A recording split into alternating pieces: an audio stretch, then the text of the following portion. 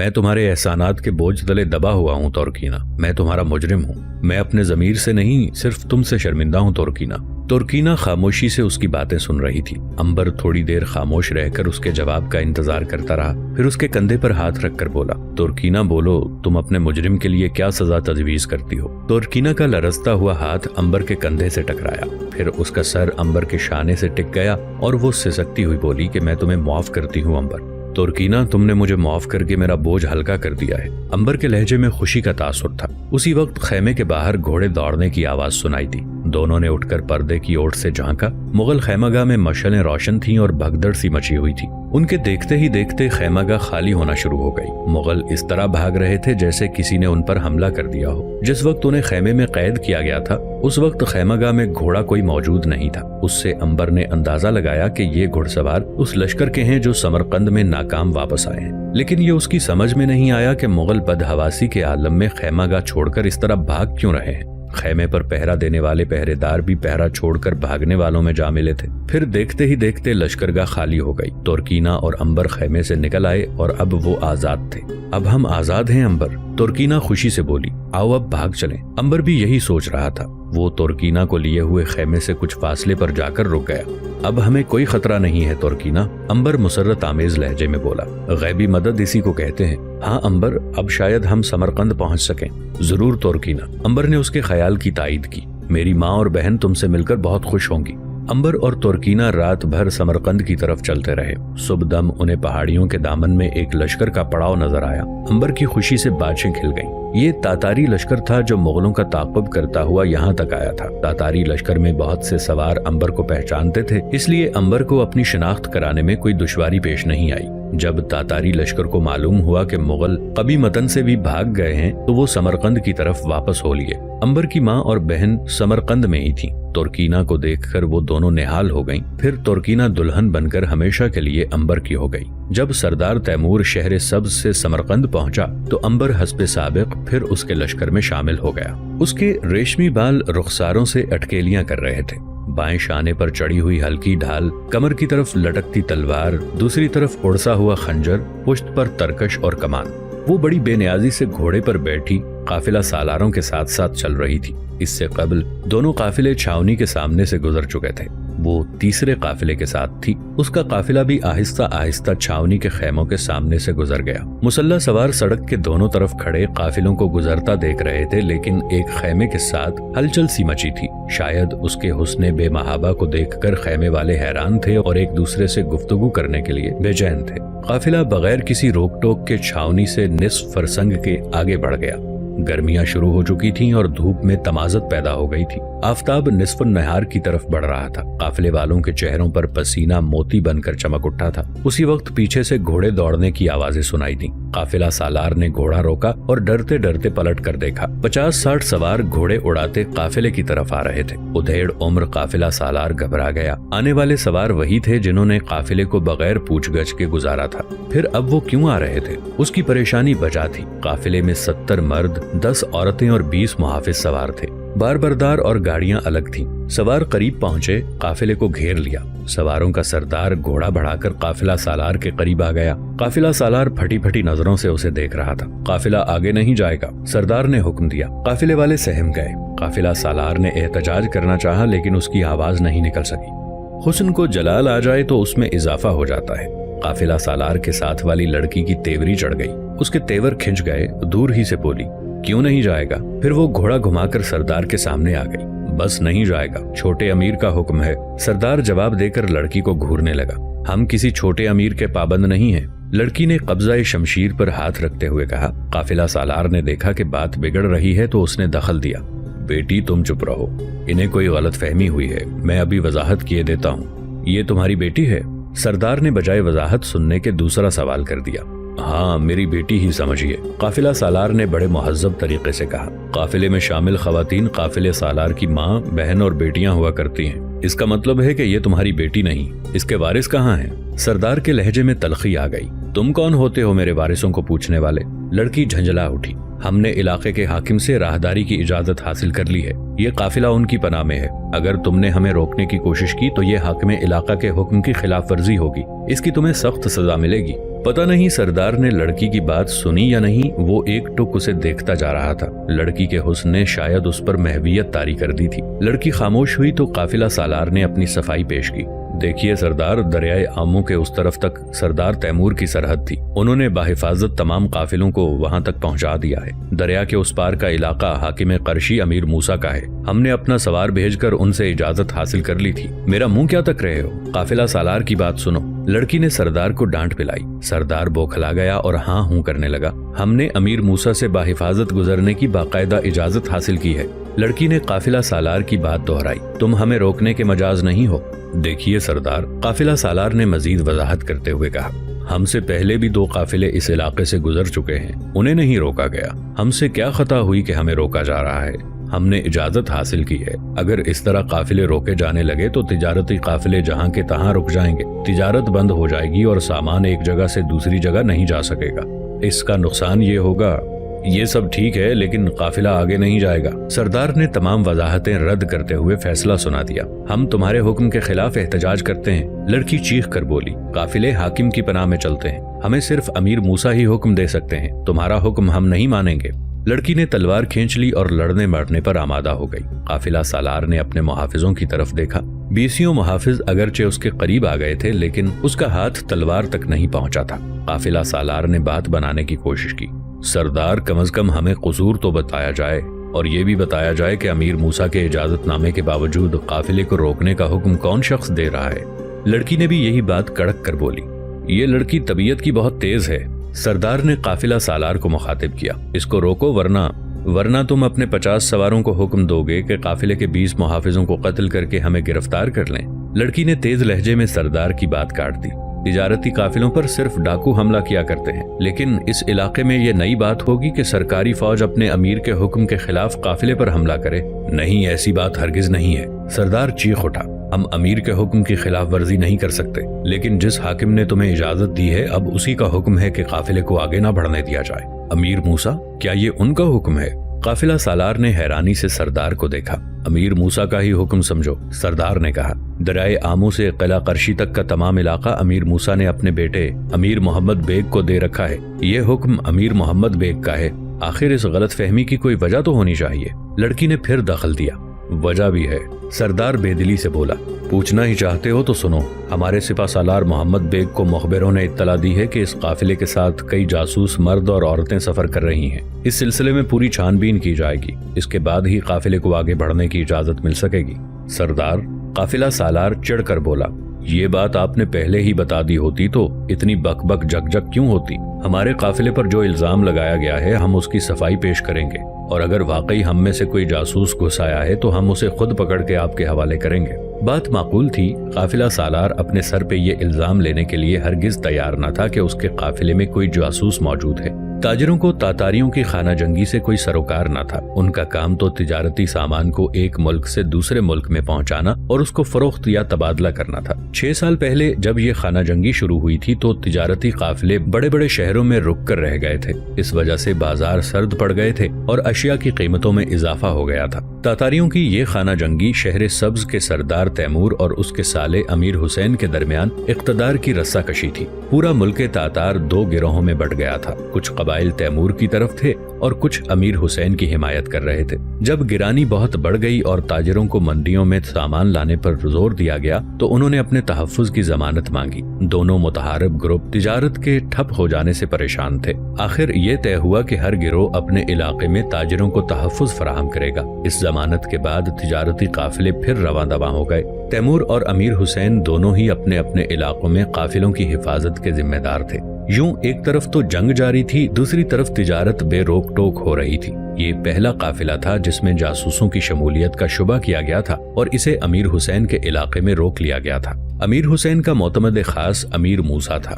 امیر حسین کو اس کی کمزوریاں معلوم تھیں، اس کے باوجود وہ اسے برداشت کر رہا تھا۔ قلعہ کرشی پر اس نے امیر موسیٰ کو قلعہ دار مقرر کیا تھا۔ قافلے کو روکنے کا یہ واقعہ دریائے آمو کے شمال میں کرشی کی سرحد پر پیش آیا۔ قافلہ سالار اپنے قافلے کو فوجی چھاونی پر واپس لے آیا۔ سڑک کے ایک طرف کچھ فاصلے پر قرشی کی فوجوں کے خیمے نصب تھے۔ قافلہ سالار نے اپنے قافلے کے خیمے سڑک کی دوسری جانب درختوں کے سائے میں نصب کرنے کا حکم دیا۔ قرشی کے سواروں کی تعداد اور بڑھ گئی تھی۔ خیموں سے بہت سے لوگ آ کر ان میں شامل ہو گئے تھے۔ قافلہ سالار لوگوں کو کھانا پکانے، کھانے اور ہر طرح کی تسلی دے کر قرشی سردار کے پاس آیا۔ قرشی سردار اپنے سواروں کے ساتھ ایک جگہ کھڑا خیمے نصب ہوتے دیکھ رہا تھا۔ اس کی نظریں قافلے والوں کے درمیان بھٹک رہی تھیں، جیسے وہ کسی کو تلاش کر رہا ہو۔ ممکن ہے وہ اس منہ زور لڑکی کو تلاش کر رہا ہو جس نے اسے سخت جواب دیے تھے۔ ہاں تو سردار، قافلہ سالار نے اسے چونکا دیا۔ فرمائیے، جاسوسوں کو تلاش کرنے کا کیا طریقہ اختیار کیا جائے؟ ہاں، سردار اپنی خفت مٹاتے ہوئے بولا، چھوٹے امیر سے پوچھ کر ابھی بتاتا ہوں، لیکن یہ خیال رہے کہ اگر کسی نے بھاگنے کی کوشش کی تو اپنی جان سے ہاتھ دھوئے گا اور تمہیں بھی اس کی سزا دی جائے گی۔ یہ کیا کہہ رہے ہیں آپ؟ قافلہ سالار نے اسے حیرت سے دیکھا۔ جو بھاگے گا وہ خود مارا جائے گا۔ میرے پاس تو صرف 20 مسلح آدمی ہیں۔ اگر کوئی بھاگ نکلا تو آپ کی چھاونی کے 150 سواروں کا کیا ہوگا؟ مجھے کیوں سزا ملے گی؟ میں نے تو اپنا قافلہ آپ کے حوالے کر دیا ہے۔ اچھا، زیادہ باتیں نہ بناؤ، سردار لاجواب ہو کر بولا۔ محترم سردار، قافلہ سالار نے کچھ کہنا چاہا تو سردار نے اسے ڈانٹ دیا، چپ چاپ جا کر بیٹھ جاؤ۔ پھر وہ اپنا گھوڑا موڑ کر خیموں کی طرف چلا گیا۔ قافلہ سالار اسے دیکھتا ہی رہ گیا۔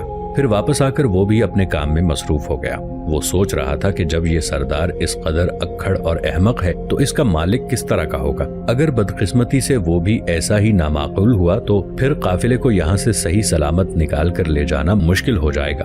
دوپہر کے بعد قافلے والوں نے رات کا کھانا بھی پکا کر کھا لیا، لیکن جاسوسوں کی تلاش کا سلسلہ شروع نہ ہوا۔ رات ہوتے ہی قافلے کے گرد پہرا سخت کر دیا گیا۔ قافلہ سالار سخت پریشان تھا۔ پورے قافلے میں سراسیمگی پھیل گئی تھی۔ قافلے کے ساتھ والی گھڑ سوار لڑکی اس وقت قافلہ سالار کے خیمے میں بیٹھی اس سے گفتگو کر رہی تھی۔ لڑکی چونکہ تنہا تھی اس لیے قافلہ سالار اسے اپنے خیمے میں ہی رکھتا تھا۔ لڑکی کا باپ ایک بڑا تاجر اور قافلہ سالار کا گہرا دوست تھا۔ خانہ جنگی کے پیش نظر لڑکی کے باپ نے اسے بہت روکا کہ اس پرخطر زمانے میں وہ تنہا سفر نہ کرے، لیکن لڑکی نے باپ کی بات نہ مانی۔ مانتی بھی کیسے؟ اس کا شوہر 1 سال سے لاپتہ تھا۔ وہ شمال میں سامان تجارت کے ساتھ گیا تھا لیکن واپس نہ آیا۔ لڑکی کو کسی کے ذریعے معلوم ہوا تھا کہ اس کا شوہر قلعہ قرشی میں موجود ہے۔ بس ایک موہوم امید کے سہارے وہ قرشی سے گزرنے والے اس قافلے کے ساتھ ہو لی۔ بیٹی نوبیا، قافلہ سالار نے لڑکی کو مخاطب کیا، قرشی کے ان فوجیوں کے ارادے کچھ اچھے نہیں معلوم ہوتے۔ پتہ نہیں یہ کیا چاہتے ہیں۔ قافلے کے تمام لوگوں کو میں جانتا ہوں، ان میں سے کوئی بھی جاسوس نہیں ہے۔ چچا جان، آپ نے ایک بات پر غور نہیں کیا، نوبیا بولی۔ دشمن قبیلے کا ہر آدمی جاسوس سمجھا جاتا ہے۔ قرشی والوں کی سردار تیمور سے جنگ ہو رہی ہے۔ تیمور کا تعلق برلاس قبیلے سے ہے، اس لیے آپ کے قافلے میں زیادہ لوگ برلاس قبیلے کے ہیں اور سب قرشی والوں کی نظر میں جاسوس ہیں۔ میری بیٹی نے بڑی سمجھداری کی بات کی ہے، قافلہ سالار خوش ہو کر بولا۔ یہی بات اس وقت ہمارے بھی پیش نظر تھی جب ہم قافلہ ترتیب دے رہے تھے۔